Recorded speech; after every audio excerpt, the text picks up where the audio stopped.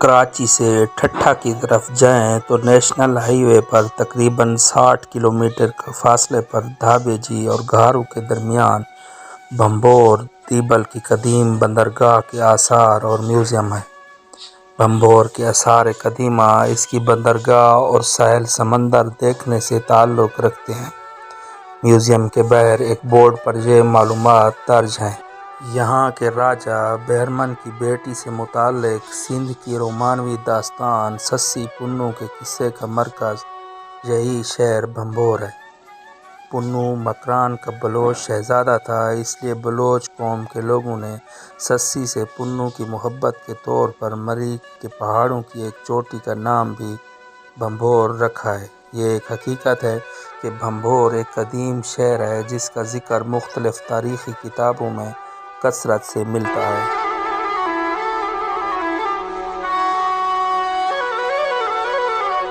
سسی پنو کی داستان سب سے پہلے ٹھٹھہ کے سید علی نے مغل بادشاہ شاہجہان کے دور میں فارسی میں لکھی اور شاہ عبد اللطیف بھٹائی نے 17ویں صدی عیسوی میں اپنی کتاب میں سسی پنو کی داستان لکھی۔ یہ داستان بعد ازاں بہت سے مصنفین نے لکھی اور ہر لکھنے والے کی داستان میں فرق موجود ہے۔ البتہ داستان کا خلاصہ یہ ہے کہ بھنبور کے بادشاہ کے ہاں بیٹی کی پیدائش ہوئی۔ بعض داستانوں میں ہے کہ بچی کی پیدائش مہا پنڈت کے گھر ہوئی۔ بچی کا نام سسی رکھا گیا۔ سسی کی پیدائش پر اس وقت کے نجومیوں نے اس کا زائچہ بنایا اور بتایا کہ سسی جوانی میں کسی شہزادے سے عشق کرے گی اور خاندان کی بدنامی کا باعث بنے گی۔ یہ سن کر سسی کے باپ نے لکڑی کا ایک صندوق بنوایا جس میں سسی کو رکھ کر دریا میں بہا دیا۔ سسی کا وہ صندوق دریا میں بہتے بہتے دھوبیوں کے ہاتھ لگ گیا اور وہ صندوق اپنے قبیلے کے نیک سیرت دھوبی سردار کے پاس لے گئے۔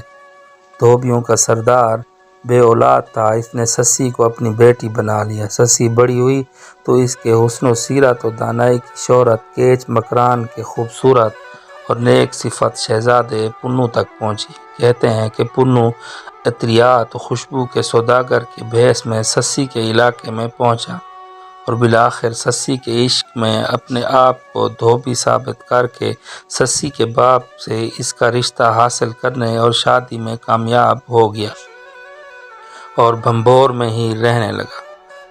شہزادے کے ساتھ اسے دلہن کے ساتھ واپس چلنے کا کہتے لیکن وہ ٹال دیتا۔ جب شہزادے کے باپ تک خبر پہنچی تو اس نے شہزادے کے بھائیوں کو شہزادے کو واپس لانے کے لیے بھیجا۔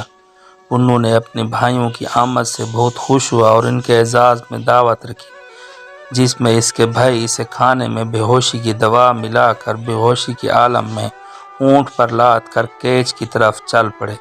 سسی اور اس کی سہیلیوں اور باقی لوگوں کو ہوش آیا تو سسی نے بے اختیار اپنے شوہر پنو کے فراق میں اس کی تلاش میں صحرا کی طرف دوڑی، جہاں ایک چرواہے سے پنو کے قافلے کا پوچھا اور چرواہے کی نظروں میں اپنے لیے حوث محسوس کر کے رب کو پکارا کہ زمین کو حکم دے کہ مجھے اپنے اندر پناہ دے دے تاکہ اس چرواہے کی حوث سے میری عصمت محفوظ رہے۔ سسی زمین میں سمو گئی اور اس کے سر کی چادر کا پلو زمین سے باہر رہ گیا۔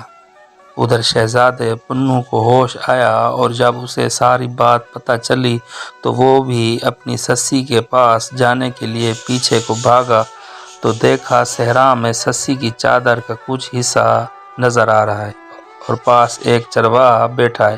پنو نے اس سسی کا پوچھا تو شرمسار چرواہے نے سارا حال کہہ سنایا تو پنو کے منہ سے چیخ نکلی۔ سسی اور سسی کی زمین کے اندر سے آواز آئی۔ پنو اور ساتھ ہی زمین شک ہو گئی اور پنو بھی اپنی سسی کے ساتھ زمین کی آغوش میں چلا گیا اور اوپر زمین دوبارہ برابر ہو گئی اور وہ چرواہا اس سچے اور سچے عشق کو دیکھ کر طیب ہو کر سسی پنو کی قبر پر مجاور بن گیا۔